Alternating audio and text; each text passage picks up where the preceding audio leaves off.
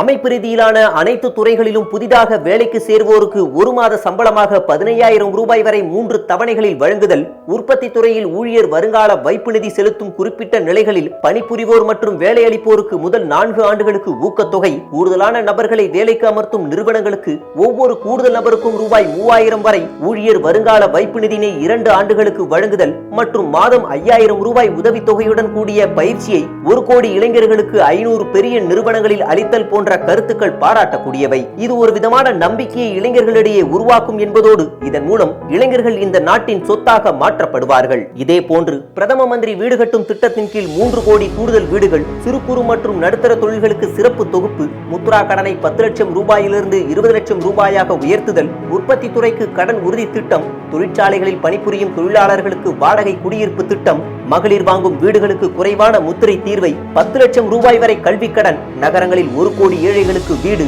3 மருந்துகளுக்கு சுங்கவரியிலிருந்து விலக்கு, சில பொருட்களுக்கு அடிப்படை சுங்கவரி குறைப்பு, ஏஞ்சல் வரி ரத்து போன்றவை போற்றத்தக்கது.